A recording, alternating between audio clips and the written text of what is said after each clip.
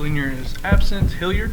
Here. Leach? Here. Menold is absent. Newman? Here. Parrott? Here. We have a quorum. Pledge. I pledge allegiance to the flag of the United States of America and to the republic for which it stands, one nation, under God, indivisible, with liberty and justice for all. We don't have any public hearings tonight, no presentations or special reports, public comments. Hearing none, we have the consent agenda, the approval of the minutes and the approval of the bills. Can I get a motion? Move to approve. Second. Any discussion? All right, call the roll. Hilliard? Yes. Leach? Yes. Newman? Yes. Parrott? Yes. Motion carries. All right.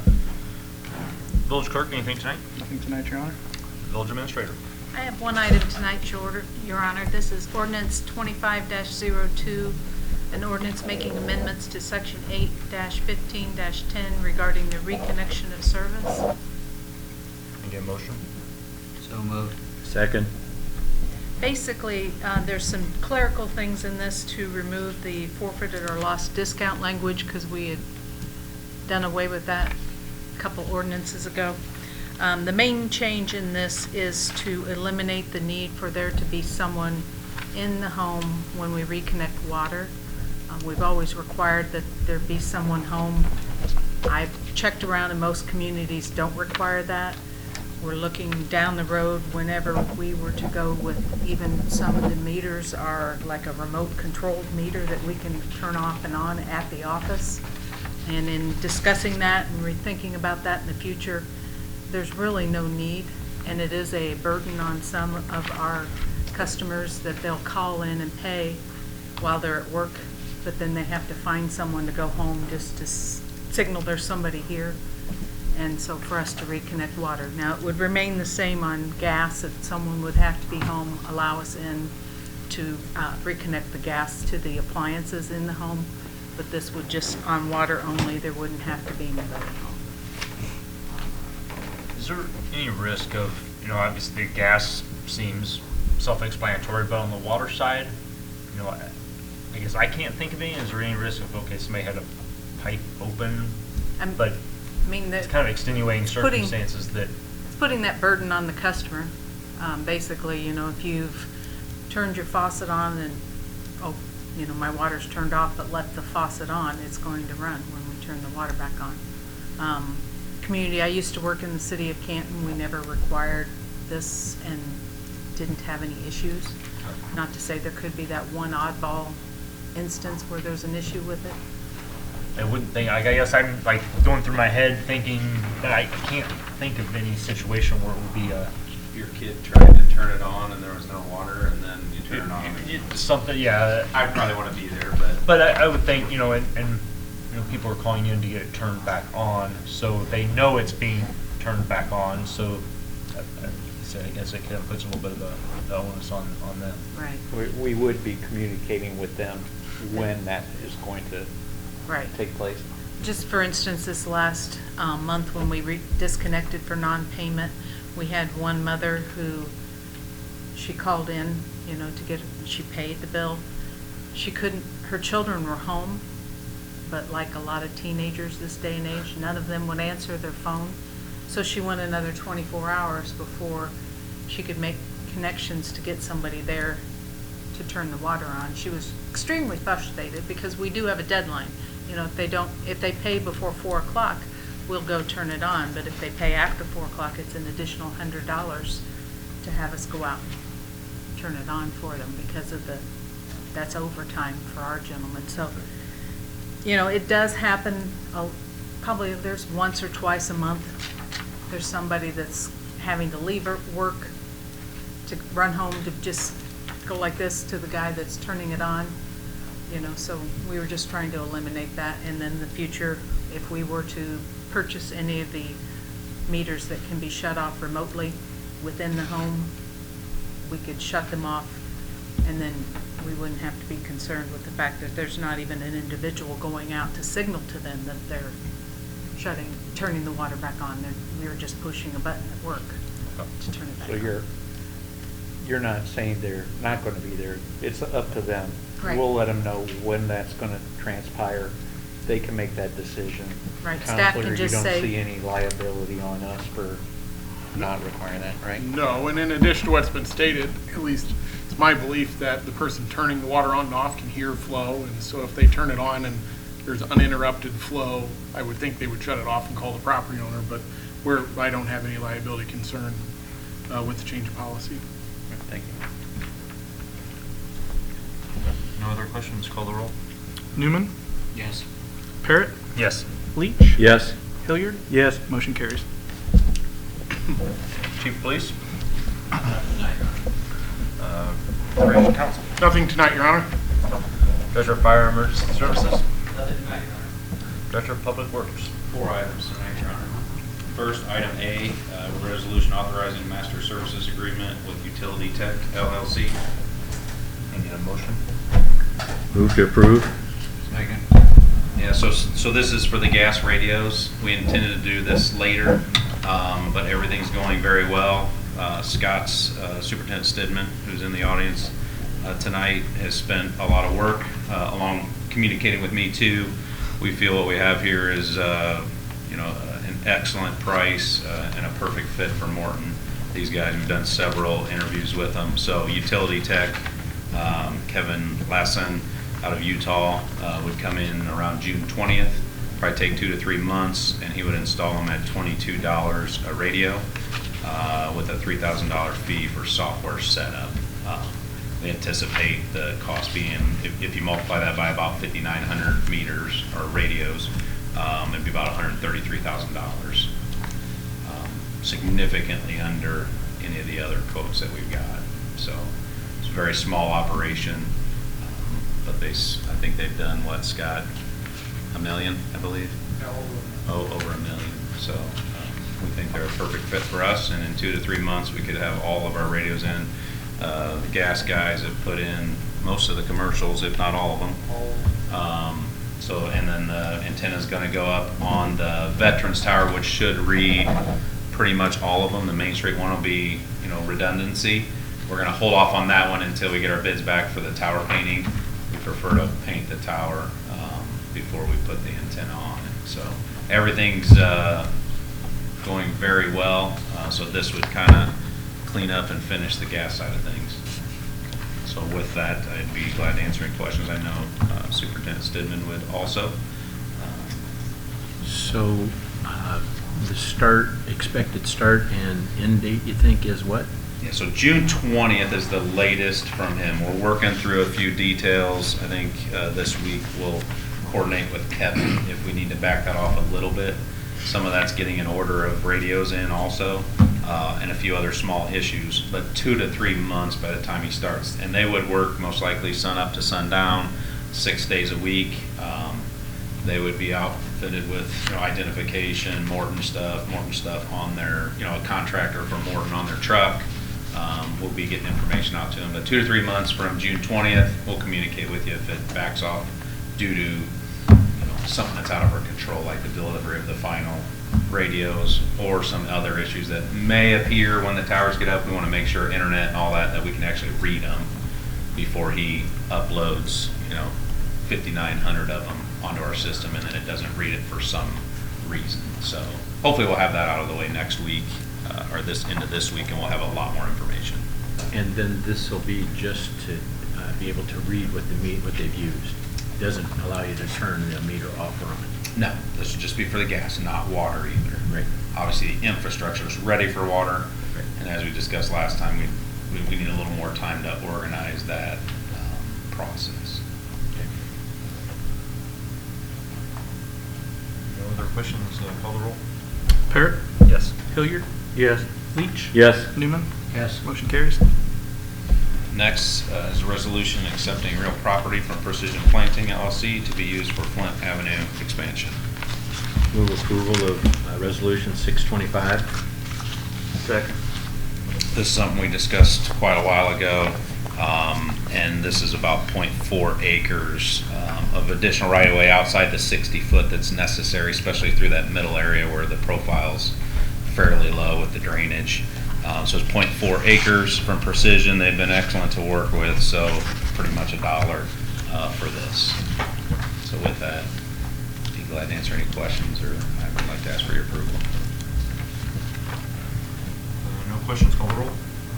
Parrot? Yes. Hilliard? Yes. Newman? Yes. Leach? Yes. Motion carries.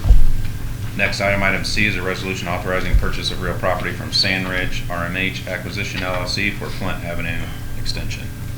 Motion to approve. Second. This is the same piece, they're just south of Precision Planning. This one was appraised, this would be $6,200, of which we discussed prior with all of you. And that's about 0.207 acres. So I'd be glad to answer any questions on that. Same side of the road. No questions, call the roll. Newman? Yes. Leach? Yes. Hilliard? Yes. Parrot? Yes. Motion carries. And the last piece will be coming for Griner, the last big piece of right-of-way at the next meeting. We feel like we're in a good spot on that, so we'll be bringing that to you also. Item D is the last item, is a resolution authorizing the purchase of real property from David Neep Trust, known as 325 South First Avenue. Motion to approve. Second. This is something I've been working on the mayor with, at 325 South First. Dave intends to sell that property. It's an L-shaped property, at which time he wanted to split the property. In discussions of making it conforming, came up some past discussions, with the mayor and others, of purchasing that property. So that's what this is tonight. The cost is $100,000 plus the survey cost. And then in addition, there will be a lease so that he could continue to clean up the property and get out of there by May 1st of 2025. There'll be no cost with that. I think if I have anything else. And then also as a part of that, to make it conforming, he is going to still, I believe, with the person that is buying it, still be in the main building at 325. So he's going to be moving stuff back and forth. At such time that we buy it, we will take out the 15 feet to make it conforming, because there'll be a new property line there, and then take down all the fence. That's something we were wanting to do to really clean up the property. So with that, I'd be glad to answer any questions. Couldn't really read that survey. I know I'm getting old. Yeah. I had to use a magnifying glass. But what is the size of that parcel? You're gonna ask that. Do you remember You exactly can't what read it that was? survey either. I didn't pull it up. We did not choose this, Leonard does a good job, but it was already in process when we got involved.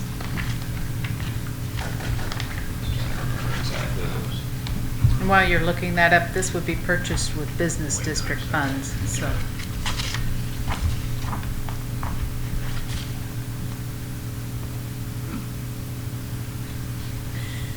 Yeah, it's not pretty on here. You say. It was prettier in the bigger one. 9,094 square feet, so a quarter acre. Quarter acre. This is the piece that has our, large culvert that goes under the old Morton Bowl there. So there's a culvert under there, so. So, Your Honor, if I could say something. There is on page 4, paragraph 13, talks about the seller is going to lease the property for $1 for about 10 and a half, 11 months. But I didn't see anywhere in the contract, so I'm going to ask counsel, but I didn't see anywhere in the contract where there's a guarantee that he would clean everything off that parking lot. And having, if you look at the parking lot now, there are parts of used cars in there. It looks like a junkyard, which is not zoned for what's there. And then the property that we purchased on 4th and Birchwood, it took a long time to get him to finish cleaning out the cars that were there. I fear that if we don't have some type of clause to force him to do something, that there's no penalty to him if he takes longer than next May 1st. So I was wondering if we could inject a statement that says we would withhold $33,000 and pay at the time that the property is finished being cleaned. If he cleaned it up by January 1st, we'd pay him. But if it's not cleaned up by May 1st, that we would then hire somebody to come in and clean it up and pay him out of the balance and then give him whatever's left. I don't know if you have any comments, the other trustees have any comments, but I don't feel comfortable because there's nothing in the contract that I can see that forces him to actually even commit to cleaning it out. Yeah, the duty to, the condition of the premises would be addressed in the terms of the lease. The lease is referenced but not fully drafted into the contract. So, we would certainly indicate in the lease agreement that the property should be returned to the village, free and clear of, cars, car parts, debris. And we could include a holdover rent provision, basically saying if he doesn't clean the property in accordance with the contract, he owes us some punitive rental amount. So that could be addressed in the lease without going back to the negotiating table on the contract. We could also do just as you suggested and go back to them and, indicate that holdback to secure cleanup of the site. I would prefer you to put it in the contract, and I'll see it right there. I don't know if the rest of you have an opinion. If you concur, you would vote no on the motion. If you want to approve it, you vote yes.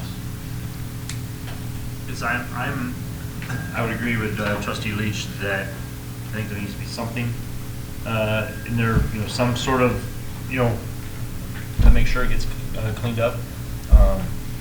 But I'm agreeable if council says that be put in the lease. I'm agreeable to do that with some sort of punitive, damages if it's not. So something to incentivize that getting done. Do we vote on the lease? So the proposed closing date is June 21st. So the lease could be brought back before you at the June 17th meeting, so it would predate our scheduled closing time frame. So do it that way. You could also table this to allow for negotiation with Mr. Neep. I'm not aware, we haven't, we've obviously had discussions with his counsel to get to this point. And we could have discussions about whether a holdback would be, a mutually amenable condition, and then, bring that information back to you in open or closed session on a June 17th meeting, and then you could make a choice either which way. Or if you approve this tonight, it would still be my intention to bring the lease back to you for the next meeting. What would happen if we approve this tonight and then they don't agree with the lease that comes out further? So it's a prerequisite essentially to closing that there's a mutually agreeable lease. So if we're not able to come to terms on a lease that everybody would enter into a closing, the deal wouldn't close.